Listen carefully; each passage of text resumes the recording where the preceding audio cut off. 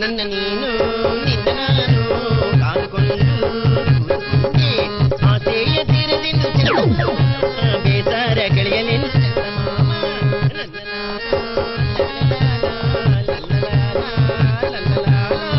ಹೊಯ್ ಹೊಯ್ ಹೊಯ್ ನನ್ನ ನೀನು ನಿನ್ನ ನಾನು ಕಾದುಕೊಂಡು ಆಸೆಯ ತೀರದಿಂದ സിദ്ധു ഡോക്ടർ അങ്കിൾ എടുത്തോണ്ട് പോടാ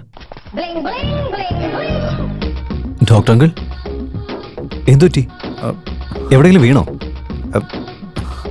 ഞാൻ വീണതല്ല, എന്നെ വീഴ്ത്തിയതാ. വീഴ്ത്തിയെന്നോ? ആരാ അത് നിങ്ങളെങ്ങനെ വീഴ്ത്തിയത്? പറയുന്നേ ആരാന്ന്? ആര് വീഴ്ത്താൻ?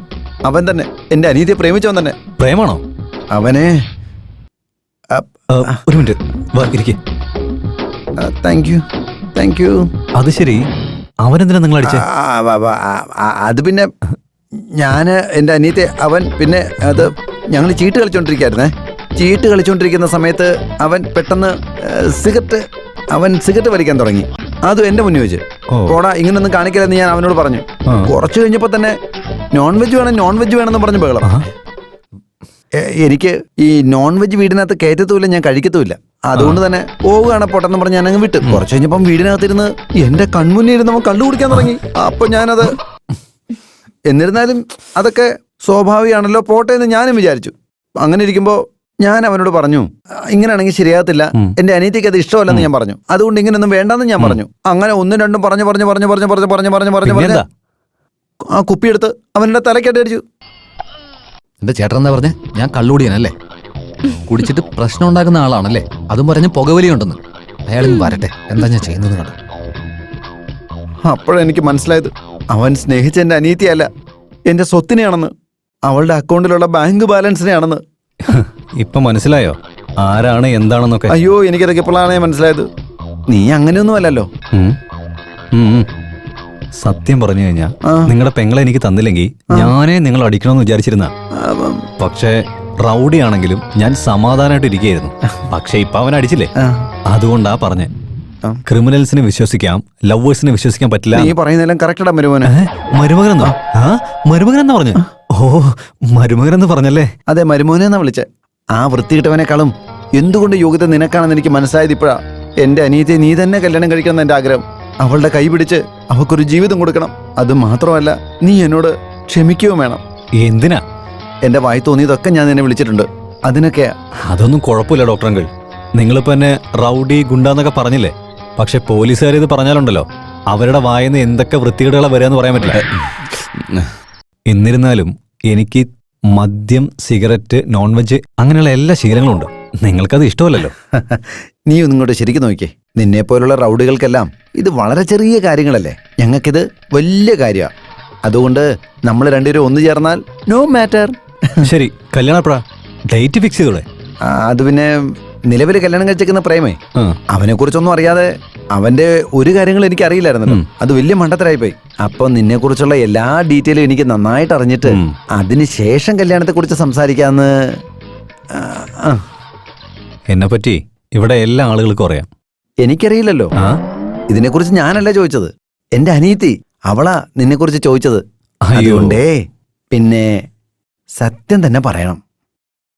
നീ പറയുന്ന രഹസ്യം ഞാനല്ലാതെ വേറെ ഒരാളും അറിയാൻ പോകുന്നില്ല. സത്യമായിട്ടും. എന്റെ ഡീറ്റെയിൽസ് അറിയാൻ വേണ്ടി പോലീസ് നായെ പോലെ അലഞ്ഞോണ്ടിരിക്കുന്നത്.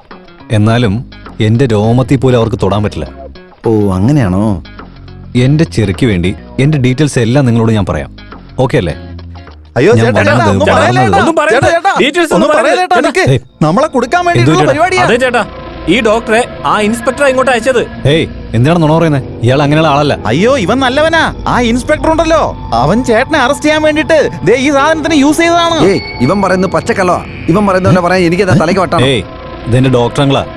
ഇയാളെ പറ്റി ആരെങ്കിലും എന്തേലും പറഞ്ഞാ? ചേട്ടാ, ഞങ്ങൾ കള്ളം പറയോ? വേണമെങ്കിൽ നിങ്ങൾ നോക്ക്. ബാൻഡേജിന്റെ മുകളിൽ കൈവെക്കരുത്. കണ്ടോ ചേട്ടാ, സീക്രട്ട് മൈക്കാ. അയ്യോ, ഈ ബാൻഡേജിന്റെ ഉള്ളിൽ എങ്ങനെയാ മൈക്ക് വന്നെന്ന് എനിക്ക് ഇതുവരെ ഒന്നും മനസ്സിലായിട്ടില്ല. സത്യമായിട്ട് എനിക്കിതൊന്നും അറിയത്തില്ല. അതെ പോലീസുകാരാ, നീ പ്രശ്നക്കാരനാണെങ്കിൽ ഞാൻ അതിലും വലിയ പ്രശ്നക്കാരനാ. നിന്റെ ഇത്തരത്തിലുള്ള കളിയൊന്നും എന്നോട് വേണ്ട.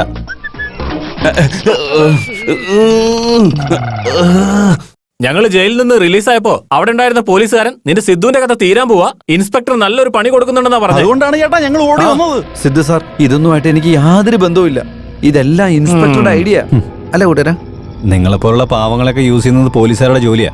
എന്തായാലും പോട്ടെ, വേറെ ആരെങ്കിലും ആയിരുന്നെങ്കിൽ അവന്റെ കഥ ഞാൻ തീർത്തേനെ. പക്ഷെ നിങ്ങളെ ഞാൻ വെറുതെ വിടുക. അതെന്താണെന്നറിയോ? ഞാൻ സ്നേഹത്തിന് കൊടുക്കുന്ന മര്യാദയാ. പോയിക്കോ. ഒരു മിനിറ്റ്. നെക്സ്റ്റ് മൺഡേ, അതായത് അടുത്ത തിങ്കളാഴ്ച ഞാൻ നിങ്ങളുടെ പെങ്ങളെ കല്യാണം കഴിക്കാൻ പോവാ. കല്യാണത്തിനുള്ള അറേഞ്ച്മെന്റ്സ് ചെയ്തോളൂ. ഹലോ, എന്തേലും പ്രശ്നം ഉണ്ടായി കഴിഞ്ഞാ എന്നെ അറിയാലോ. ഏയ് വാടാ. എങ്ങനെയാ പുറത്തു വന്ന്? ചേട്ടാ നോ ലോജിക്, ഓൺലി മാജിക്. ഒന്ന് പോടാ കള്ളന്മാരെ.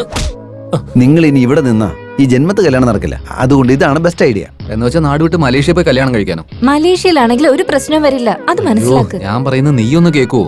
നമ്മുടെ സ്വന്തക്കാരെ ബന്ധുക്കളേക്ക് വിട്ട് നമ്മളെങ്ങനെ അവിടെ പോയി കല്യാണം കഴിക്കുന്നത്? ഇപ്പൊ തന്നെ ഞാൻ ആ സിദ്ധുവിനെ പോയി തട്ടിക്കളഞ്ഞിട്ട് നിന്നെ ഈ നാട്ടിൽ വെച്ച് തന്നെ കല്യാണം കഴിക്കുന്നത്. സിദ്ധുവിനെ കൊല്ലാൻ അതിനെ കൊല്ലാൻ പോകുന്നു. പോകുന്നു. പറയുന്നേ ഇനി ഈ പ്രശ്നങ്ങളൊക്കെ തീരാൻ വേറെ എന്താ ചെയ്യാന്ന് പറ. കല്യാണത്തിന് വരുന്നവരെ അയാളെ വേണം. ഡോക്ടർ, ഈ സമയത്ത് കോമഡി പറയല്ലേ. ആ സിദ്ധുവിനെ എന്തായാലും ഞാൻ വെറുതെ വിടാൻ പോകുന്നില്ല. പ്രേം, എടാ നീ ഞാൻ പറയുന്ന കേട്ടോ. ആരും ഒന്നും പറയണമെന്നില്ല. സിദ്ധുവിനെ എന്തായാലും ഞാൻ തട്ടിയിട്ട കാര്യമുള്ളൂ. മോനെ, ഒരു മിനിറ്റ്. നിങ്ങളുടെ ലഗേജ് ഒക്കെ ഒന്ന് ചെക്ക് ചെയ്യണം എനിക്ക്. സാർ, ഇത് ഞങ്ങൾ ഷോപ്പിംഗിൽ മേടിച്ചതാ. പൈസ കൊടുത്ത് മേടിച്ച സാധനങ്ങൾ. ഇങ്ങോട്ട് എടുക്ക്. ആ, ഇതൊന്ന് ചെക്ക് ചെയ്യ. ഇത് നിക്കടാ, നിക്ക്.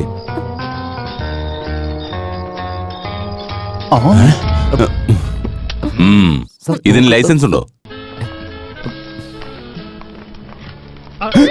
ഞാൻ ചോദിച്ചത് ഗണ്ണിന്റെ ലൈസൻസ് അല്ല, ഡ്രൈവിംഗ് ലൈസൻസ് അല്ല. ഗൺ ലൈസൻസ് ഒന്നും എന്റെ കയ്യിലില്ല.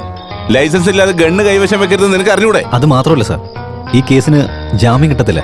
നോൺ ബെയിലബിൾ അഫൻസാ. കറക്റ്റ് അല്ലേ? You are under arrest. ഇവരെന്തേ കാണിക്കുന്നത്? സാർ, സാർ, ഞാൻ പറയുന്നത് കേൾക്ക്. സാർ, ഡോക്ടർ അങ്കിൾ, മലേഷ്യക്ക് പോകണോ? അവിടെ പോയി രണ്ടുപേരും കല്യാണം നടത്തുമ്പോ നടത്തി കൊടുക്ക്. പക്ഷേ എന്റെ ഗിഫ്റ്റ് മാത്രം നിങ്ങൾ മറക്കണ്ട. ആ ചെറി, ഓ മൈ ചെറി.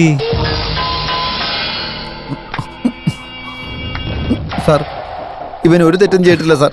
അതെനിക്കറിയാം. പിന്നെ എന്തിനാണ് സാറെ അറസ്റ്റ് ചെയ്തത്? അവനെ പുറത്തോട്ട് വിട് സാർ. അവൻ അറസ്റ്റ് ചെയ്തിരിക്കുന്നത് കൃത്യമായ തെളിവോടുകൂടിയാ. സാർ, ഇവൻ ഇന്നസെന്റ് സാർ, അത് നിങ്ങൾക്ക് മനസ്സിലാവും. ഇതുവരെ അവൻ ആരോടും ഒരു തെറ്റും ചെയ്തിട്ടില്ല സാർ. സാർ, ഇങ്ങോട്ട് നോക്ക് സാർ, കൊതുക് അടിക്കാണ് സാർ. അയ്യോ സാറേ, അവൻ ജയിലിനകത്ത് കിടന്ന് കഷ്ടപ്പെടുക. ഒരു കൊതുകുതിരിയെങ്കിലും മേടിച്ചു കൊടുക്കുക സാറേ. ഇവരുടെ രണ്ടുപേരുടെയും കല്യാണം മുടക്കാൻ ആ സിദ്ധു ചെയ്തതാണ് സാറേ. അതിന് ഞാനാ സാക്ഷി. അവനെ ആദ്യം അറസ്റ്റ് ചെയ്തു സാറേ. നിങ്ങൾ അങ്ങനെയാണെങ്കിൽ പരാതി എഴുതി തരൂ. എഴുതി തന്നാ ഇവനെ വിട്ടിട്ട് അവനെ അറസ്റ്റ് ചെയ്യാവോ സാറേ? ഗൺ ആരുടെന്ന് കോടതിയിൽ നിന്ന് തീരുമാനം വരുന്നവരെ രണ്ടുപേരും വിടില്ല. ഡോക്ടറെ, നിങ്ങൾ കംപ്ലൈന്റ് ചെയ്ത് കൊടുക്കുന്നേ. അവനെ പിടിച്ചുകൊണ്ട് നീ സെല്ലിൽ ഇടട്ടെ. അവനെ ഞാൻ എന്താ ചെയ്യാൻ പോകുന്നതെന്ന് കണ്ടോ നിങ്ങൾ? ചേട്ടാ വേണ്ട ഏട്ടാ, അവനെ കൊന്ന ഇവൻ ലൈഫ് ലോങ് ജയിലിൽ കിടക്കില്ലേ? പിന്നെ ഞാൻ ആരെ കല്യാണം കഴിക്കുക? മോളെ നമസ്കാരം സാർ. നമ്മുടെ ചേട്ടനെ അടുത്ത ആഴ്ച കല്യാണമാ. മറക്കാതെ വന്നേക്കണം കേട്ടോ ഇൻസ്പെക്ടർ സാറ്. എടുത്ത് ഇവിടെ തന്നെ ഉണ്ടല്ലേ? ഡോക്ടർ ഇവിടെ തന്നെ ഉണ്ടായിരുന്നു. നമസ്കാരം ഡോക്ടറെ. എടുത്തി, നിങ്ങൾക്ക് ഏത് കളർ ഡ്രസ് വേണം, ഏത് കളറിൽ ചുരിദാർ വേണമെന്നൊക്കെ ഫോൺ വിളിച്ച് പറഞ്ഞാൽ മതി. അല്ലെങ്കിൽ നേരിട്ട് വന്നാലും മതി. വന്നില്ലെങ്കിലും കുഴപ്പമില്ല. ചേട്ടത്തി കല്യാണത്തിന് റെഡിയായ മതി. മനസ്സിലായോ? ഡോക്ടറെ, എടുത്തിയെ മറക്കാതെ മണ്ഡപത്തിലേക്ക് കൊണ്ടുവരണേ. മറക്കരുത് കേട്ടോ. സാറും വന്നേക്കണം വിത്ത് യൂണിഫോം. റെഡിയായിട്ട് വന്നേക്കണം കേട്ടോ. നിങ്ങളൊക്കെ ഞാൻ കാണിച്ചു തരാടോ. മടമാരെ, എന്റെ ചേട്ടനോട് പറഞ്ഞു കൊടുത്തേക്ക് മുഹൂർത്തത്തിന്റെ സമയത്ത് കറക്റ്റ് ആയിട്ട് ഞാൻ എത്തുമെന്ന്. എന്തിനാ? കഴിക്കാൻ വേണ്ടിയാണ്? അല്ലടാ, ഫൈറ്റ് ചെയ്യാനാടാ. ഏയ് ഏയ് ഏയ്, ഇവൻ ടെൻഷൻ ആയിരിക്കും. ഇവന് ഇൻവിറ്റേഷൻ കൊടുക്കടാ. ചേട്ടാ, ഉദിത് നാരായണന്റെ ഓർക്കസ്ട്ര ബുക്ക് ചെയ്യണം. വേഗം പോവാം. അത് ശരിയാണല്ലോ. വേഗം വാ ചേട്ടാ. അല്ലടാ, നിന്റെയൊക്കെ മരണമണി അടിക്കാൻ പോകുന്നത്. നിനക്കൊക്കെ ഞാൻ വന്ന് വായിക്കരി ഇടുന്നുണ്ട്. ഥു, അവന്റെ ഇൻവിറ്റേഷൻ. ചേട്ടാ, അവൻ എനിക്കെല്ലാം അറിയാം. ഇനി എന്തൊക്കെയാ ചെയ്യേണ്ടതെന്നും എനിക്കറിയാം.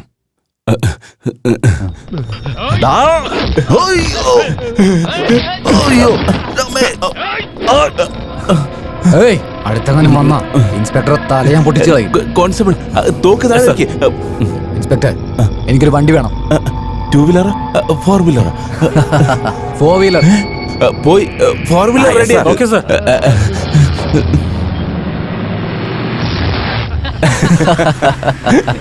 നീ ഗണ്ണ് പിടിച്ച സ്റ്റൈൽ കണ്ടാ നീയാണ് പോലീസ് ഓഫീസർ എന്ന് വിചാരിക്കും. ഞാൻ ക്രിമിനലാന്ന് എല്ലാരും പറയുള്ളൂ.